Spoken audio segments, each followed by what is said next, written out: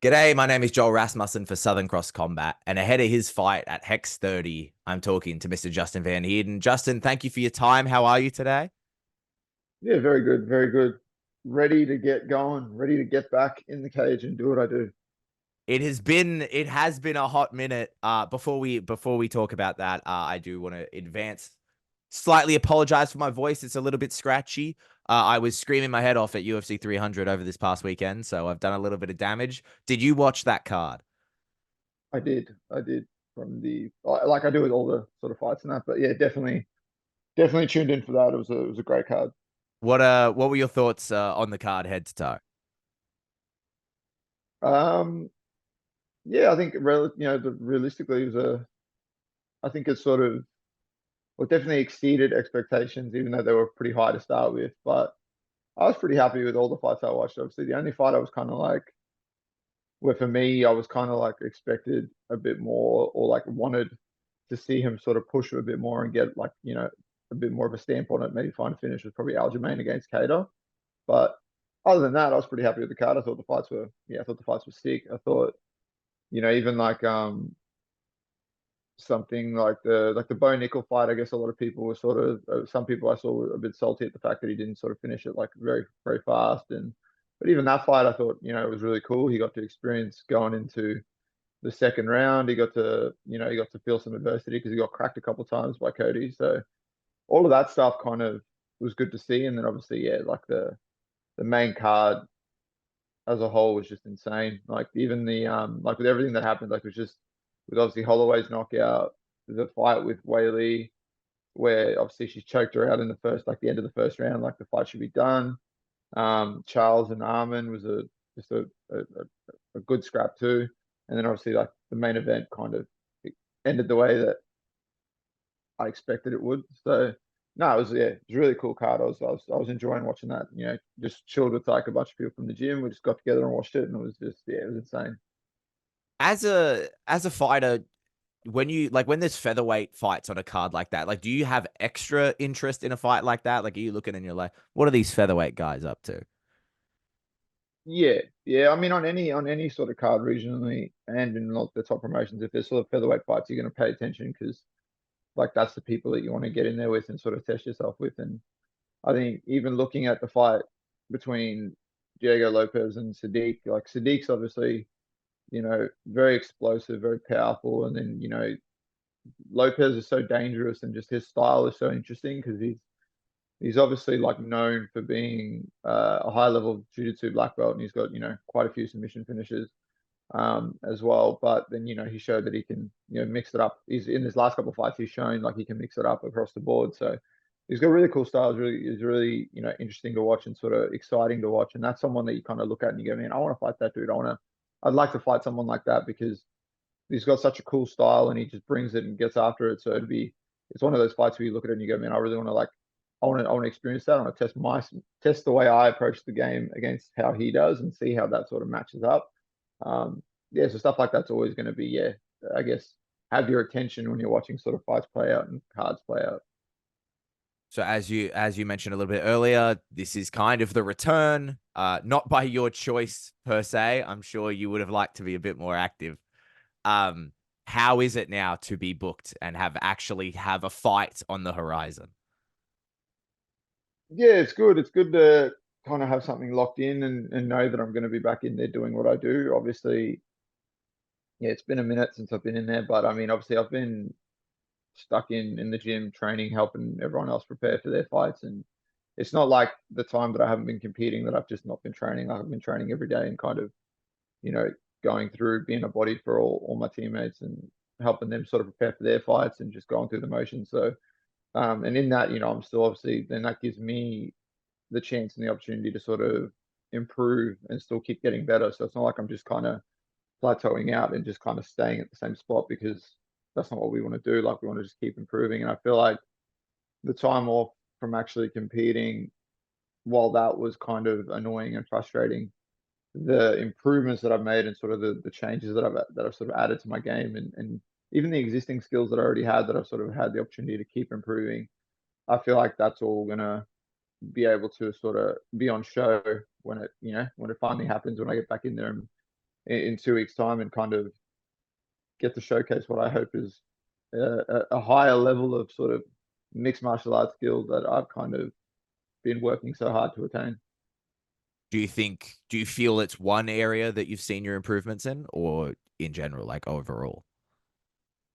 No, I think it's like as a yeah, as been my entire skill set as a whole, I think's improved, and I think that's the goal across the board anyway. Because I mean, obviously, when I first came to freestyle, I already had like a strong sort of wrestling and grappling sort of base, and I'd never really done much work on what like to improve my striking or even focus on the striking really, because like the skill set I had and the tools I had was just sort of allowing me to get the job done. But obviously, since coming here and training under Joe, it's just kind of it's kind of made my entire skill set improve. And obviously, I think as my I went fight to fight since joining freestyle, I think people the biggest thing that people kind of where I think they saw a glimpse of improvement mostly would have been on the feet, because before I came to freestyle, like I barely did any striking training or even really like had that focus on the improvements in that area. So and I never really, most of my fights it was kind of the wrestling and the grappling presented itself. So I never really had the opportunity to even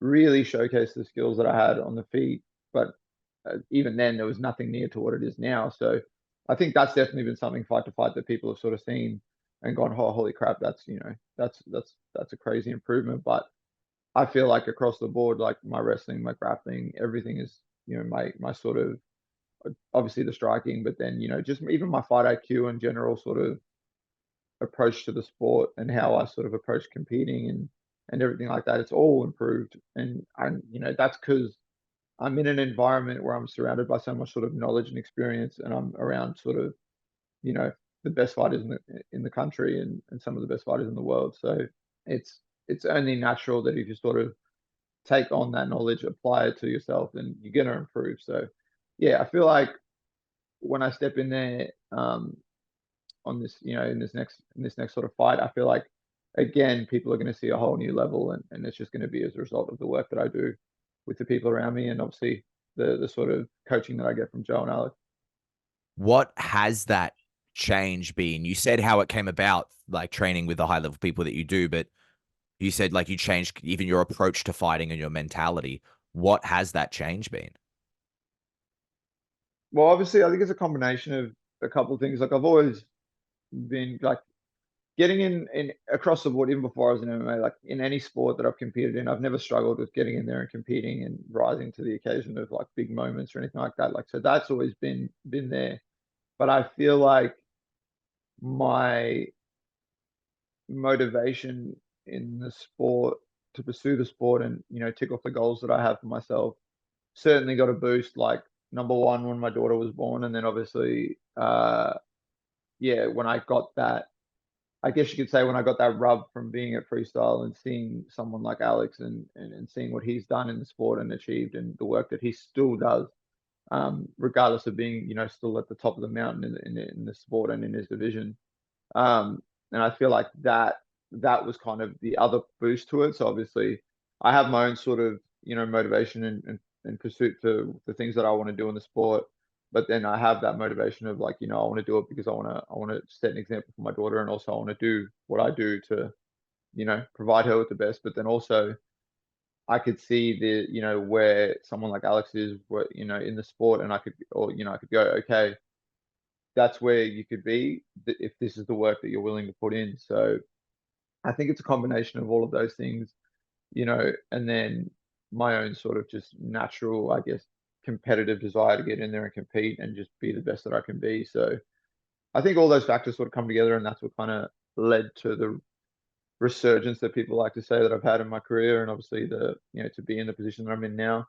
Um, Obviously, I've always known that I can do the stuff that I'm doing in these fights. It's just been a combination of trusting myself, finding, finding that place where I'm sort of meant to be and pursuing the sport, and I've done that obviously with coming to freestyle, and then you know just relying on those things that those factors that push me to do what I do. Talking about that, like you use the phrase there, resurgence. I was thinking about this the other day when I was thinking about the phrase prospect. And I feel like the phrase prospect has some connotations of like someone who maybe is a bit unproven. But Mm. I feel you're a guy who's proven himself, but because at this stage in your career, you're not in the UFC at this point, it's like that's kind of the measuring stick. Do you consider yourself kind of like a veteran of fighting? And like, how do you feel about like those phrases of prospect or veteran or whatever?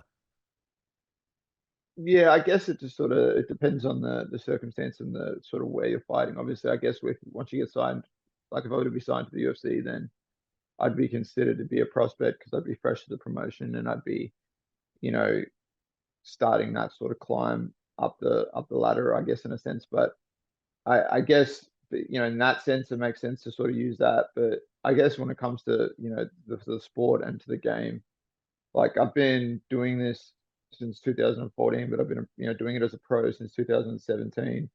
Um, I've had like 17, 18 fights as a pro or something like that, and then now I'm then I had to so there's the amateur stuff before that. So I certainly don't feel like I'm a prospect that needs to that's out here trying to like show that I deserve to be fighting the best people in the world. I feel like I'm capable of being one of the best in the world, especially in my weight class. So I certainly feel like when I do make this inevitable transition to joining one of the top promotions in the world, like the UFC, I feel like my experience in the sport up until this point, and the everything that I've sort of experienced in and out of the sport up until this point, I feel like it's gonna run like clockwork when I'm on the world stage fighting some of the best fighters in the world, and I don't feel like the moments that brings is gonna affect me in any way because I feel like I've got the experience to get in there and do it and mix it up with the best people in the world. Um, but at the same time, like I think my mindset's always been like that. Like I thrive off stuff like that. So yeah, I certainly don't feel like I'm going to be like approaching it like, oh, I'm this fresh prospect that has all this stuff to prove. I'm just going to go out there and continue to string together the performances I do because I know where I'm at. I know where I can be, and I know that I know deep down what potential I have to sort of pursue the sport and take it all the way. Now, I didn't do it in the opening in the interview because it's a odd situation. I wanted a little bit more opportunity to explain it. I suppose you are the former Eternal Featherweight Champion, due to being stripped, apparently, name removed from the website. Have you been told anything like official about that? Yeah, I said to Cam when I obviously they made an offer for me, a counter offer once they knew I was got offered something by Hex, and then obviously when I made the decision to pursue the fight with Hex and all that sort of stuff, I've seen told Cam and that, and and he I did say I sort of prompted it myself. I said if if the belt's going to be vacated or if you're going to strip the belt or if anything like that's going to happen, at least let one of my teammates fight for the belt, because they deserve to get in there. Like I train with two of the other top featherweights in the country, and they for sure, or well now three of the other top featherweights in the country with with Kasib now. Obviously he's since joined our team and he's making his pro debut and stuff like that, and he's going to be another force to be reckoned with in that division as well. So but yeah, I just wanted, either Seb or Jarrett to be able to fight for the belt if they were going to make me vacate it or strip the belt or anything like that. So, um, yeah, I kind of had an inkling that that was going to be the case, but it is what it is. Like I'm not too phased. Like I won the belt, defended the belt. It's it's there. It's it's always going to be there. It's no, uh, and until someone actually fights for the belt and becomes the champion, in my mind, I'm still the eternal champion. So it's not. It is what it is. I mean, I got two of the belts sitting at home. It's not like I'm magically not the champion, or I wasn't ever the champion or anything like that. But in my mind, man, that's kind of ticked off the list. Like the second I won the belt, when I beat Diego, I kind of that was ticked off the list, and the belt didn't really sort of matter to me after that. And because that was the goal, it was like win an Australian title, and then the next goal was sort of now we're pursuing a world title. So that's just what it is, man. I already know I'm the best featherweight in the region. You know, it's I think the my resume and my work in the sport and what I've done to this point kind of reflects that. And it's going to continue. That's what I want to continue to add on to because my goals is to focus on fighting the best people in the world now moving forward, and then get myself closer to winning a world title. It's somewhat unclear the criteria for getting into the UFC. You know, if there was a criteria, it'd be much easier, and that's part of the sport, kind of, is you never know. It's not that no one from Hex has ever made it to the UFC. However, being a champion of a promotion like Eternal, I'm assuming comes with some sort of inner security, knowing that obviously they have got the connections they have, and thus when you are ultimately making that decision to kind of step out from that and go over to Hex, what was that decision making like for yourself? Well, to me at this point, like it was a case of just I've never really looked at fights like the setups for fights and worry too much about it. I would just show up to the gym, see a name, see a date, and kind of just go from there. Like as far as fight purses and all that stuff, I've never really cared too much.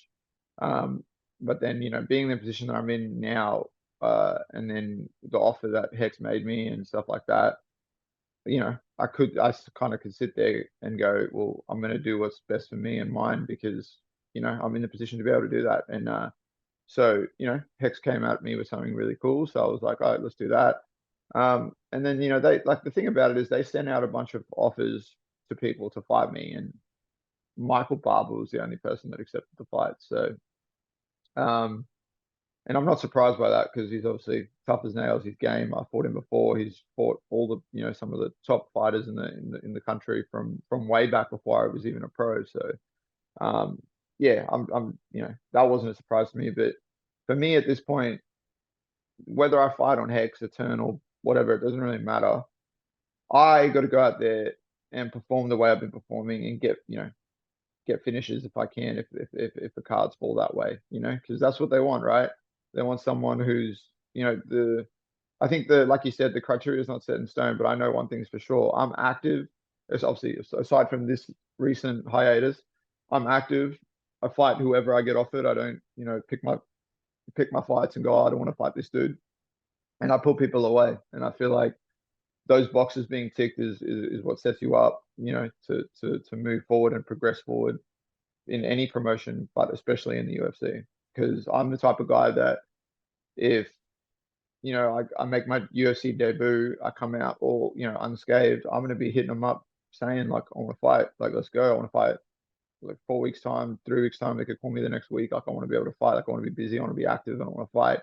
And I know a lot of people say shit like that, but I've proven that I'm like that. I've done that my whole career as a pro. I've constantly, outside of the last year, I've always stayed active and I've always fought. I've stepped up at short notice. I've stepped up at the lanes for an event multiple times. I've fought up in weight. I've like, yeah, sometimes it paid off, sometimes it didn't, but that's beside the point. Like I'm someone who shows up and fights and goes out there trying to pull people away. So I feel like those are all you need to sort of, reach the top of the sport. I know better than to ask what someone's paycheck is, but was the deal that they offered you a substantial difference between Eternal and Hex? Yeah, yeah, pretty much. Like it's a better offer. So, but in saying that, obviously Hex has wanted me to fight for them previously and made me some good offers, and then Eternals come back at me with a better offer, and I've gone, okay, sweet. Like for example, the October show last year for Eternal, in the lead up to that, Hex was trying to make me a good offer to fight for them, and they did. And then I told Eternal, and I was like, hey man, like this is a pretty good offer, so I might go out there and go try and go get this, go get this fight. And then Eternal came back with an offer for me to headline or co-main the event in Perth in October against Abdallah, but then on Abdallah's end, it just didn't pan out. So on his team's end or something, I don't know if it might have been. Yeah, I'm not sure if it was like an injury or I can't remember actually why it didn't happen. But yeah, it didn't happen. But Eternal made me a really really good offer to sort of fight there instead. So it's not like it's not like Hex and Eternal aren't that's like one's doing better offers than the other, or it's not that. It's just it's a circumstance thing, fight to fight. So obviously, and also I was exclusive to Eternal for a year when I won the belt. And I was gonna, I wasn't ever gonna sort of you sort of jump out of that or try and get out of that or because that's the commitment I made. So that was the thing. So yeah, it's always been good, and it's still my relationship with them is still good, and with Cam, and that's always going to be good. Like I don't obviously there was initial disappointment from them when I made the decision to go with Hex, but that's just normal because you want one of the best fighters in the region fighting on your promotion, and kind of continuing to do what he does on your show, and then of course that's going to be frustrating. But at the end of the day, I've known Cam a long time. He and I are pretty good friends, so he did then like after the day or so kind of go to me, I understand why you're doing, why you're making the decision you're doing what's best for you. And he's like, just go out there and do your thing, and hopefully, punch your ticket and get yourself set up to fight some of the best people in the world. You are facing Michael Barber. This is the second time you'll be facing this man. Uh, what is it like? So few people get a chance to fight someone a second time. How is it? I know you, and now I believe this is the second time you'll be doing it, if I'm not mistaken. This is my third rematch in a row. Oh my God. Uh, or I suppose maybe it's something you're getting accustomed to. How is it to be preparing for an opponent that you faced before?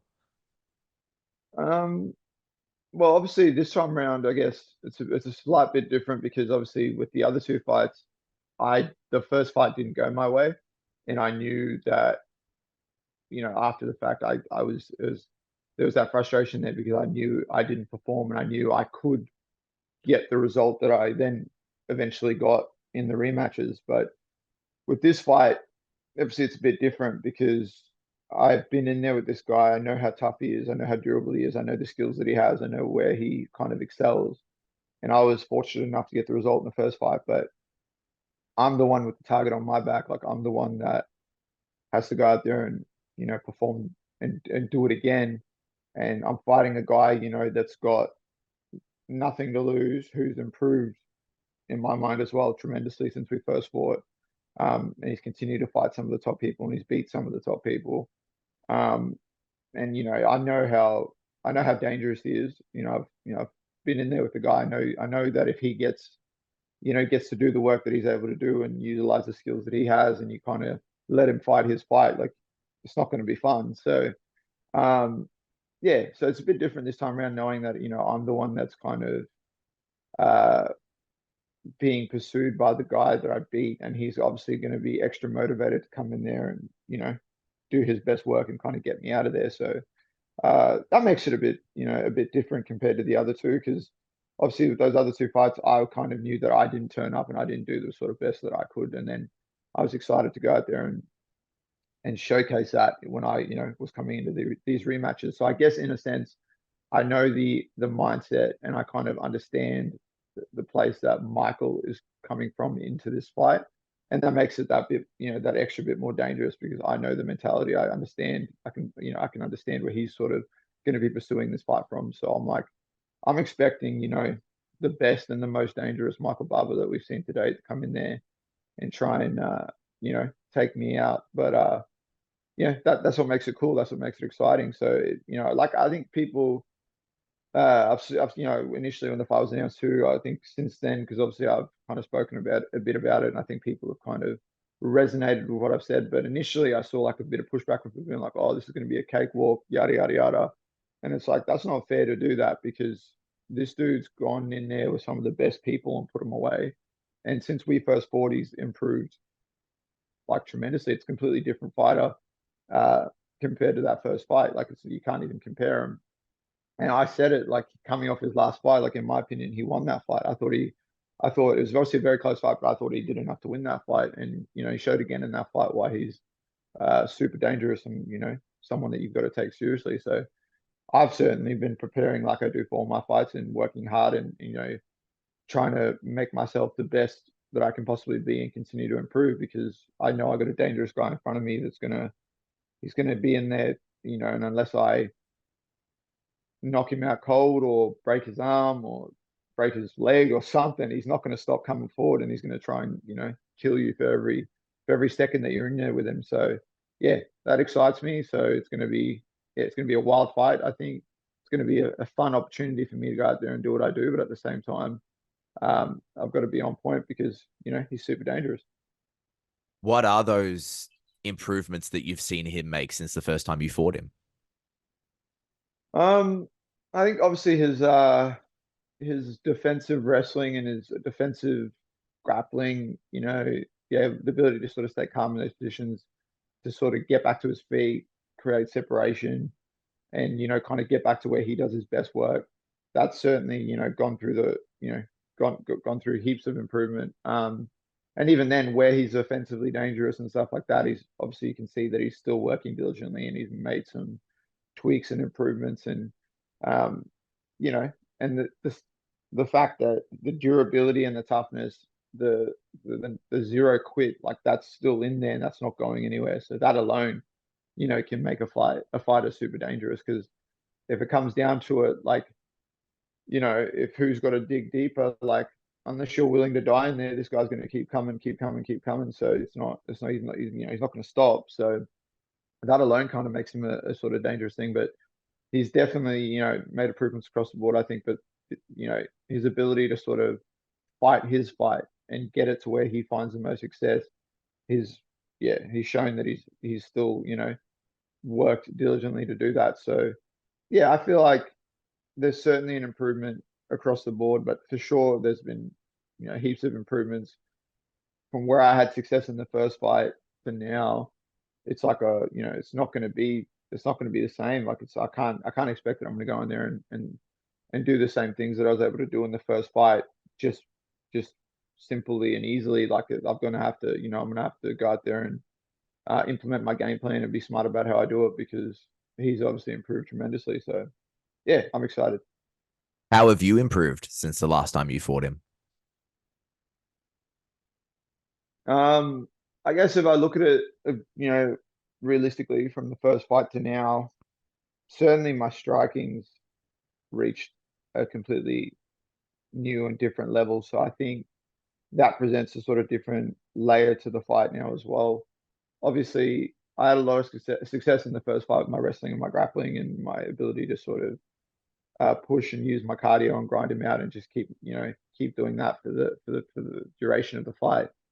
But I feel like where he had success in the first fight was a couple of times like on the feet. He was able to land a couple of good shots and kind of do some good work. So yeah, I feel like the ability now on the feet is obviously changed drastically, because it's been like 3 4 years since we fought. So I feel like my striking's improved tremendously. So it'd be interesting to see how that factors in to this fight. But at the same time, like I sort of said before, I've worked so hard to keep improving across the board. So I feel like I'm coming in completely different and levels better than what I was obviously since that first fight. So I'm excited to see how I'm able to sort of implement that and kind of utilize that to the best of my ability to go out there and get the result. But I know that the fight and the approach to the fight, I can't just come into the fight going, oh, I'll just do what I did in the first fight, because I'd be silly to do that, because I'd be not giving him the credit that he deserves for his improvements and the performances that he's been putting in. But also I'd be doing myself a disservice, because I've improved and worked hard to improve. So I just need to trust in that and trust in the sort of approach to the fight that that Joe wants me to make, and kind of just go out there and just rely on that and do what I do. If you had the choice, would you like this fight to be for a belt? No, I don't really care. Like I said, I've won Australian titles. I've ticked that off the list. I couldn't care less about any belts. To be honest, I don't really care about the hex belt either. I don't I don't care. I want a world title. That's what I'm focused on.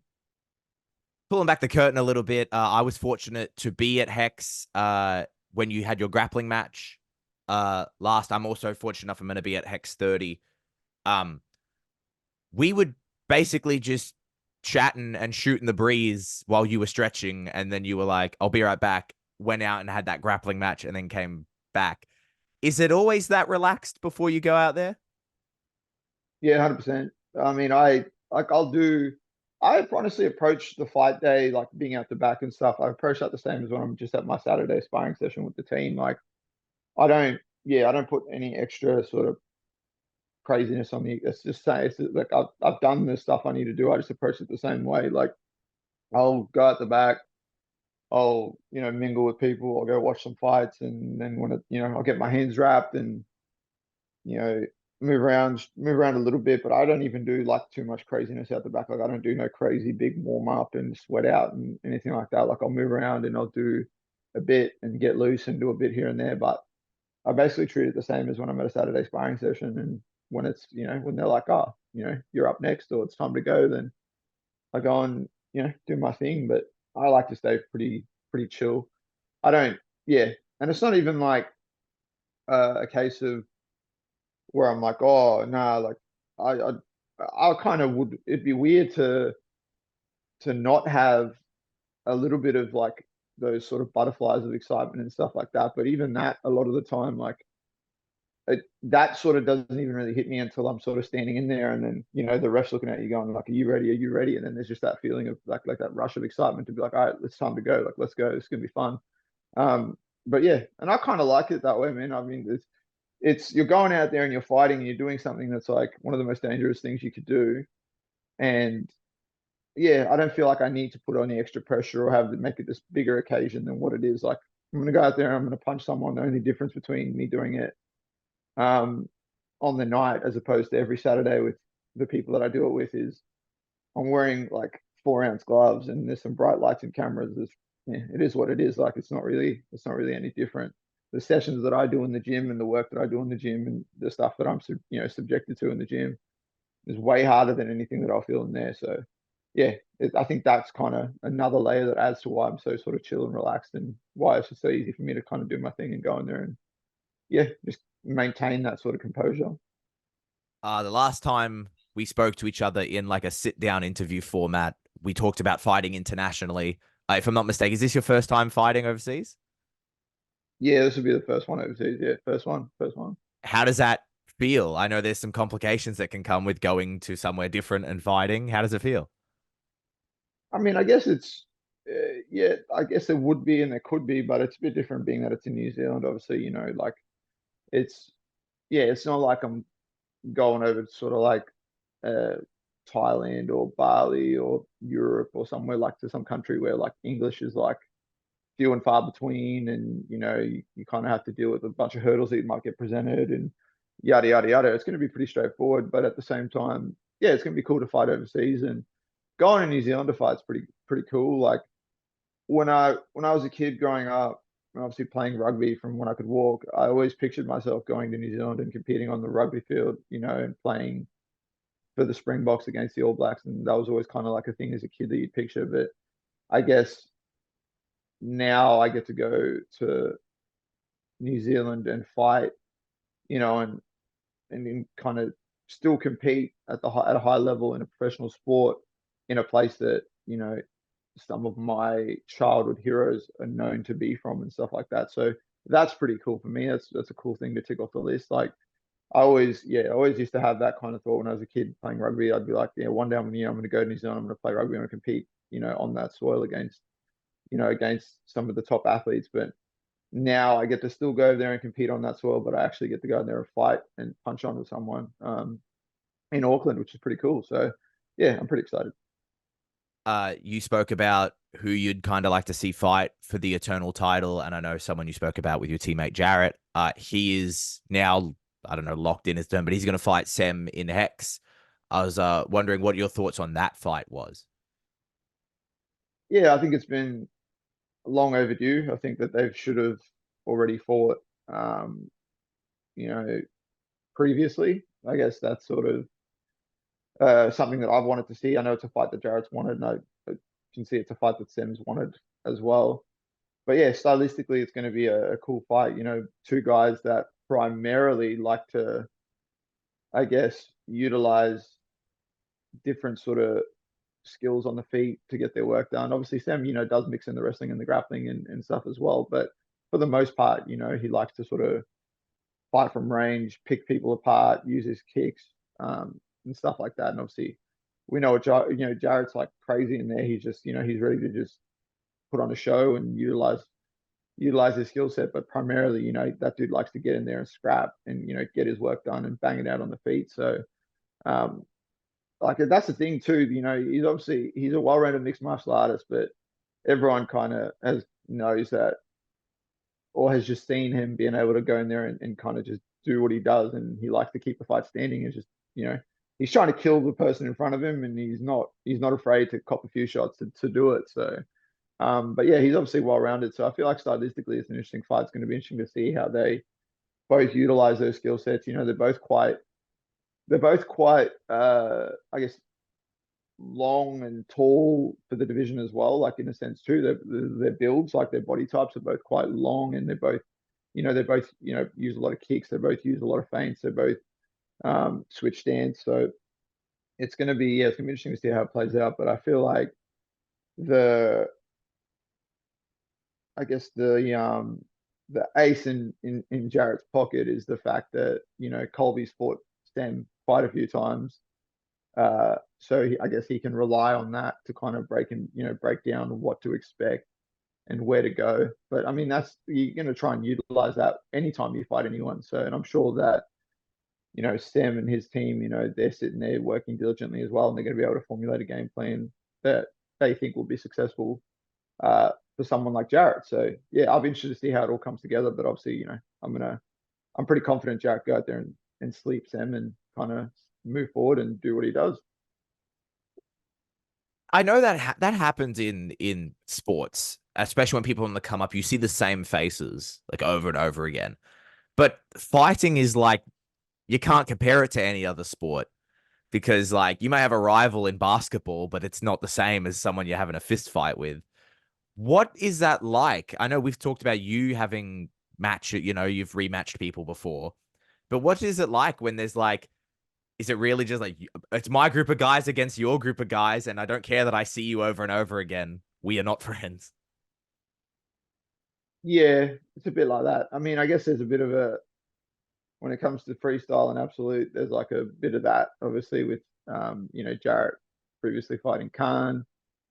Obviously, Amina's fought Lisa, and there's just been like, yeah, there's like initially like there was like a competitiveness. It's just sort of that competitive rivalry, sort of where you want to fight and you kind of just want to, beat the person in front of you or whatever. But then I guess there's a few extra layers because of like some back and forth and some stuff like between everyone. But obviously, and then back in the day, Jack and I had our little kind of back and forth, and we were meant to fight, and in the lead up to the fight, there was like uh, a big build up and stuff. But that's all. That's neither here nor there. Like I don't. For me, from my end, like with someone like Jack, I don't have any problem with Jack or any sort of disdain towards him. It's just like a healthy, competitive sort of rivalry. He's like the guy that was the top guy, and I wanted to go out there and test myself against him. So that's kind of different. But when it comes to a couple of my teammates and a couple of the people from Absolute, I can certainly say that there's a genuine dislike between each other there. So yeah, and I don't blame them because some people from the aforementioned gym can be fuckwits, if I'm honest. But it is what it is. Now, since Jarrett is in that match on Hex, and there's a lot of moving parts, it's depending on the outcome of your fight with Michael, his fight with Sem, and then the next fight with Abdallah. It's a lot of moving pieces. Uh, but that kind of ties that up. Who do you think should fight for the Eternal Featherweight title? Um, Honestly, there was a guy that fought on the Eternals last show from Brazil who's like, oh, he's a Brazilian guy who's moved over here, but he's like I think he's now 6-0 or something, Gabriel Schlupp or whatever. That's who they wanted me to headline the card, the Sydney card against. That's who they offered. Um, and then I believe that like since that's who they offered, I said to them, I was like, well, just make that fight between him and Seb. Seb's on a win streak. He's just beat a dude who was 8-0, that everyone still considered to be like one of the scariest guys in the division, I guess. I was like, that's a fight that can happen. But honestly, looking at the landscape for what it is, um, for the featherweight title for Eternal, there's only a couple of fights that kind of make sense. Like you could do Seb and Gabriel, Seb and Diego, um, or potentially the winner of George Mangos and Jones against Seb in for the belt. depends. If George Mangos wins, that's kind of like a no-brainer because I feel like he'll be 4-0 with, and especially if he gets another finish, he'll be 4-0 with 4 finishes. That kind of makes sense to do him and Seb, and there's that storyline there with Seb beating his teammate, so you can kind of build it up that way as well. But 100%, even if he wasn't my teammate, Seb should be fighting for the Eternal belt. 100%. He's paid his dues. He's always been loyal to Eternal. He's fought, for them a bunch of times. I'm pretty sure most of his fights have been for Eternal. Um, and obviously his recent performances, kind of, I think, in my opinion, have earned him the ability and the right to go out there and want to fight for a title. Not to bring it back to this, but it's funny how one word can trigger something. You saying storyline made me think of pro wrestling, which reminded me about when the news came out that you were making that jump. There was plenty of memes posted. There was the one where you were Hulk Hogan and invading WCW. What was that like when you announced that news, or that news gets announced rather, and like people are making memes about you? Like, is that weird? Nah, it was cool. It was funny. I was cracking up at all the memes and stuff that were being made. Like, but yeah, it was when that dropped because it was like 4 o'clock. I was on my way to training, and I remember just driving to the gym, and I was just like, I had to kind of just like turn off my notifications because my phone was going crazy, and I was like, I knew that they dropped the fight news, but then yeah, it was just I didn't expect. I knew it was going to make an impact, but I didn't even think that it was going to make that much of an impact. But yeah, it certainly did. It was kind of like, yeah, it was just this. I saw like publications and stuff like from even like from other countries kind of putting stuff up being like, you know, this is happening in Australian MMA, blah blah blah. And I was like, holy shit. So yeah, it had a big impact, which is cool. Um, I feel like it adds a lot of hype and a lot of eyes and stuff to my fight as well, which is kind of cool as well. So yeah, I kind of blew me away how crazy it was. But yeah, to see all the stuff like that and then see people, making memes and stuff like that was hilarious. I was getting a kick out of it. So I couldn't be too upset. Are you the Hulk Hogan of Australian MMA? Um, to be honest, nah, I wouldn't even say Hulk Hogan. I'd say I'm the Eric Bischoff coming and taking everyone away to ECW. I'm that type of level of disruption, I think, in the sport right now. I think in especially in Australian MMA, I feel like I'm that guy, like that's just coming in and kicking things up and just doing my thing. So yeah, certainly, yeah, I'm certainly, whether I intended to be or not, I've turned in recent times. I've turned into an unintentional heel in the sport, I'd say. Uh, are you going to come down to the ring on like the big motorcycle that he used to drive down? Could we see that at Hex 30 on the Harley? Look, I'll talk to Jacob. I'll see what the sort of setup's like. I'll see what the budget's like. But if we can make it happen, we can make it happen. If we got some fireworks, we got some lasers, we can do some stuff. Whatever they want to, are able to do, we can do. But hey, if they want to get me a motorcycle to ride in, I'll ride in a motorcycle. I'll do that for sure. That'd be sick. I'd like to see that. Yeah, I'd do that. I'd do like a wrestling style walkout. You give me the stuff I need, and I'll do that for the people. We need that. I need the visual of that, like right now. Someone get on the Photoshop.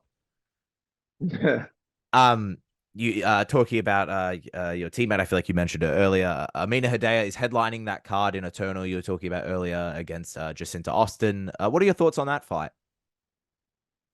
Yeah. So I'm stoked that they're getting to fight for a belt. They deserve it. Both girls deserve it. They're out here being active, putting it on the line, like pursuing these fights, um, and constantly trying to stay busy. And they're two of the top people in the region, so it makes sense that they're fighting.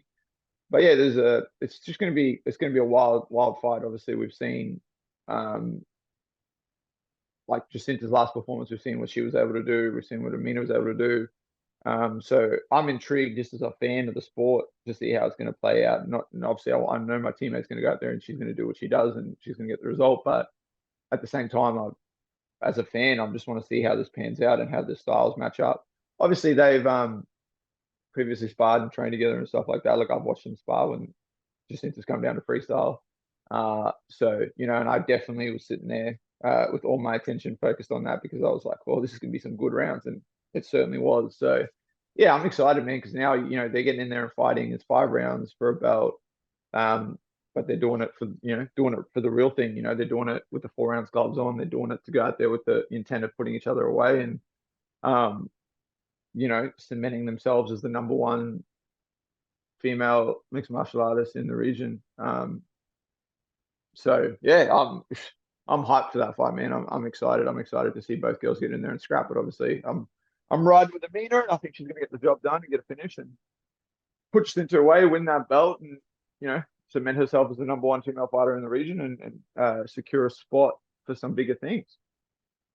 Now, with this fight, with Michael Barber, are you approaching this fight, or in your mind, is the fight with Abdallah in your head? No, I'm focused on Michael Barber. I don't. I'm not looking past what I've got lined up with Michael Barber because number one, I never do that because I've had people do that with me and I didn't appreciate it. So I'd never put anyone else in that position or do that with anyone else. I'm focused on what I got going on with Michael. I couldn't give a fuck about Abdallah or anything like that. I don't. Yeah, I'm not focused on that. I'll cross that bridge and if and when I get to it, and even if and when I even want to. It's like I don't. Yeah, I'm focused on Michael Barber, and that's where all my attention is. And I plan on going out there and putting on a highlight reel performance against a guy that's super dangerous. That's all I have focused on my mind right now.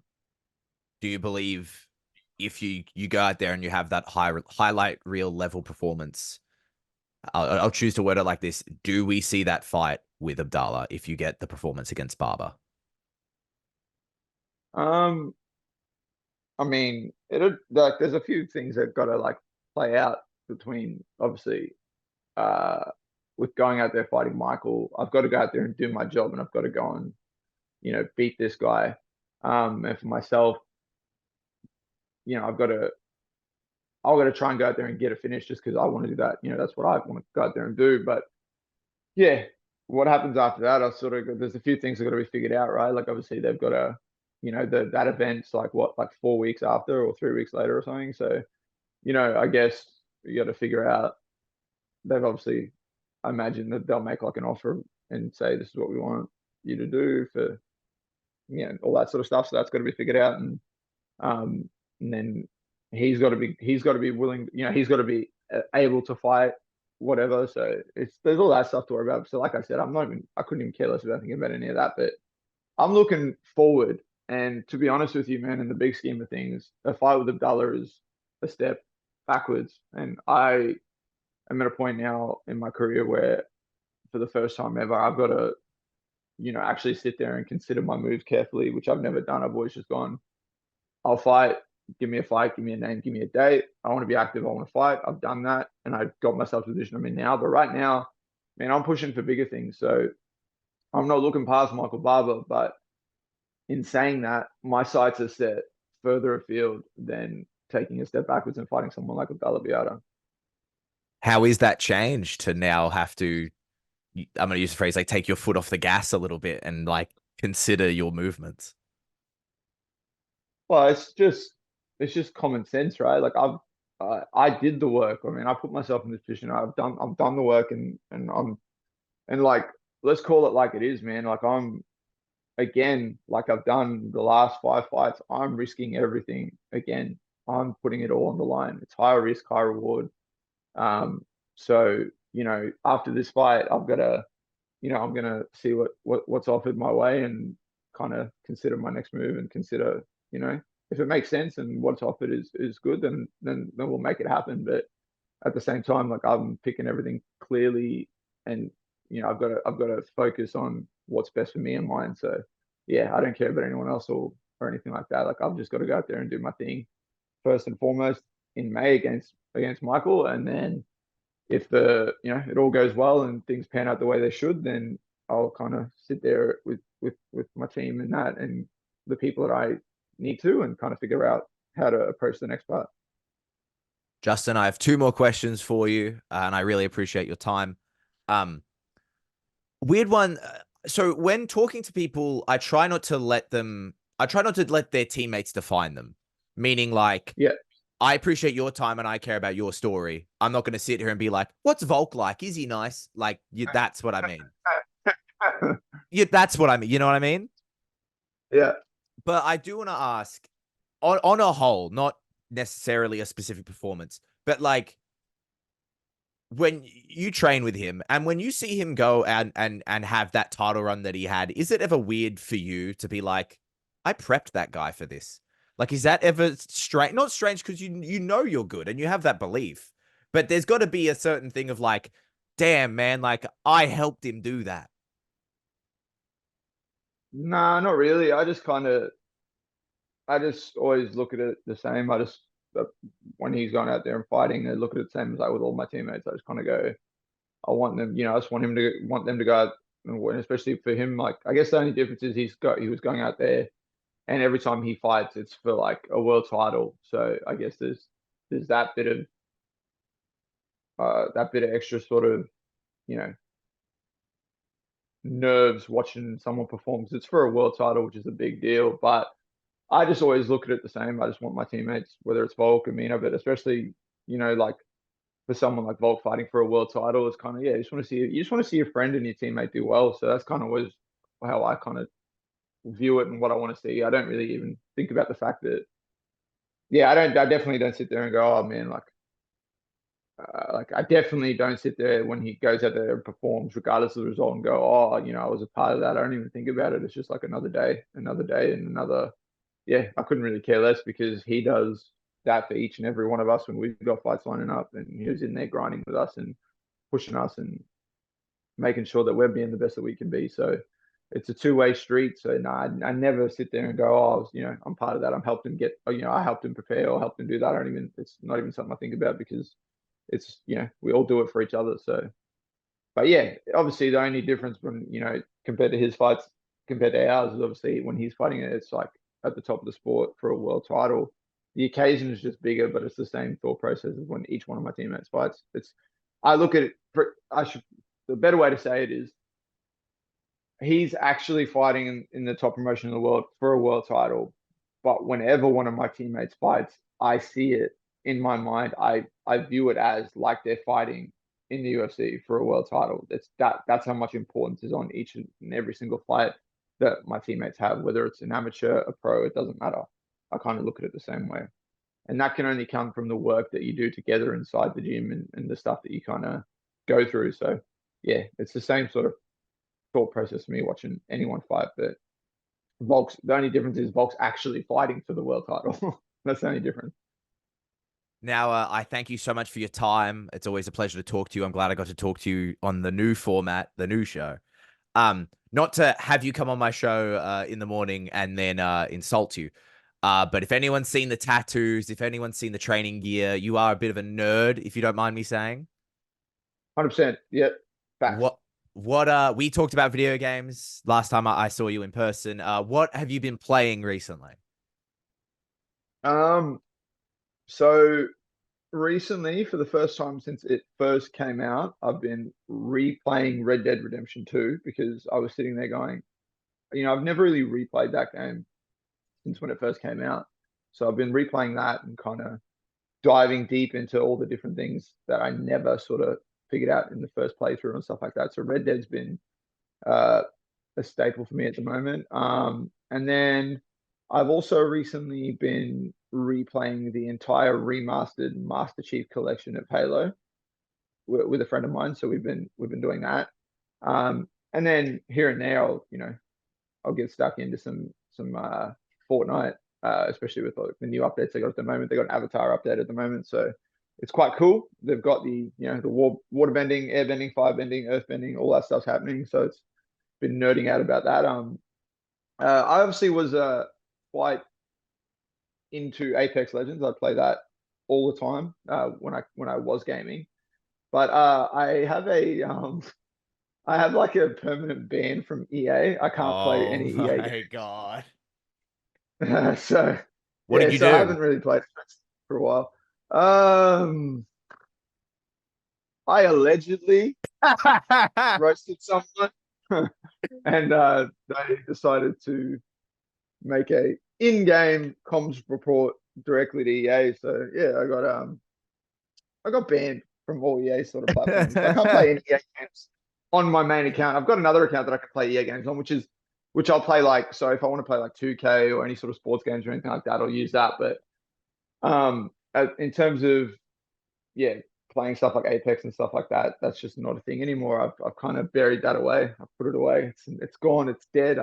It's done. Just a dream now. Allegedly, they caught you on video. Yeah. So allegedly, it was me at this specific time and date, but it was allegedly. So we'll just stick with that. Allegedly does a lot of lifting.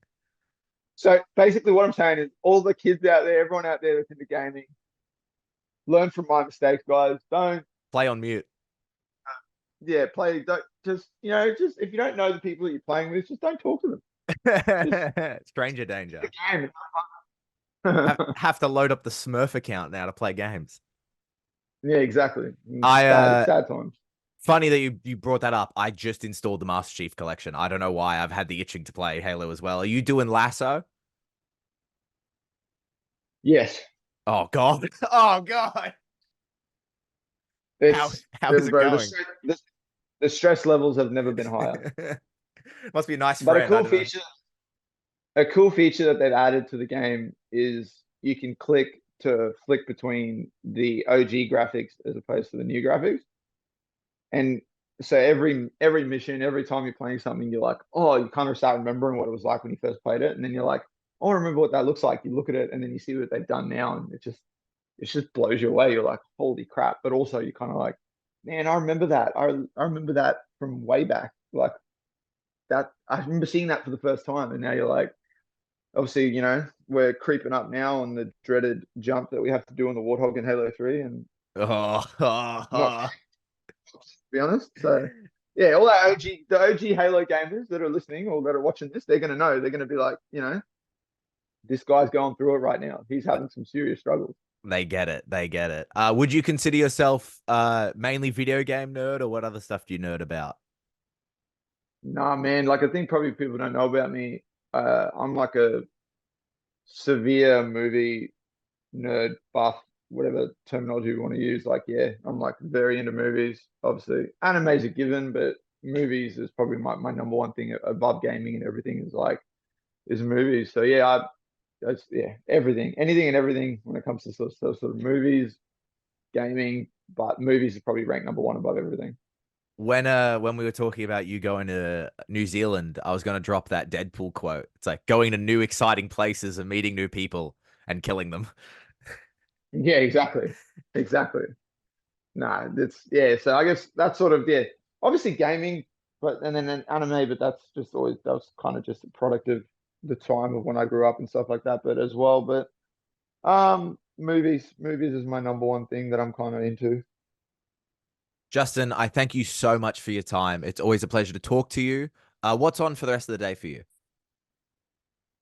What's today? Today's Tuesday. So training this morning, and then I'll chill out for the day. Do the other fun stuff that I do in my day. And then back to the gym this afternoon for some King of the Wall. So yeah, that's probably one of my most favorite sessions of the week. King of the Wall. We all get in there. We work some technique on the wall, but then we go, we get after it and try and murder each other. And yeah, it's a very friendly and healthy competitive thing there that happens like between all of us because we're all trying to kill each other. Like I go into the King of the Wall sessions with the intent of specifically for one person. I go in there, right, with the intent of making Colby Thickness say this exact phrase.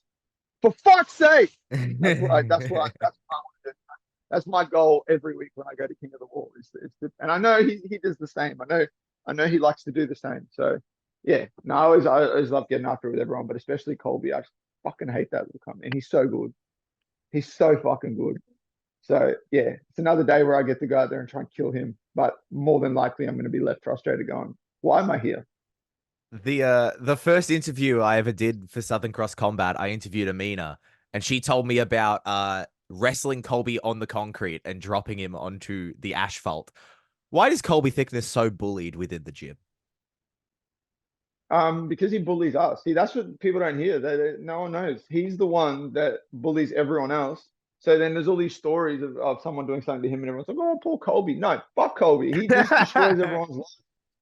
Yeah, no, no. I'm very thankful to have that guy in the gym with me because he obviously helped make me the fighter that I am, and it helps me improve a lot. But at the same time, I fucking hate him, man. Like, there's days where I'd be leaving the gym and he's walking to his car, and I'm like, I could hit him with my car right now.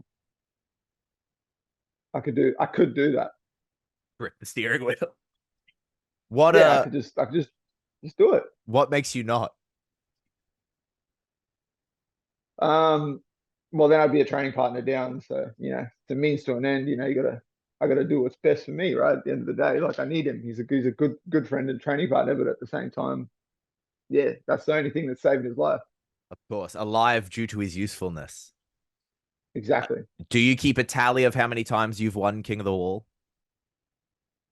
Uh, not really. I keep a sort of just like a tally of, like I said, I go in there with the intent of ruining Colby's life. I just wanna, leave him after a session, leave him being like, fucking hell. But more oftentimes than not, I'm the person that's doing that. I'm sitting in the shower going, oh, why am I here?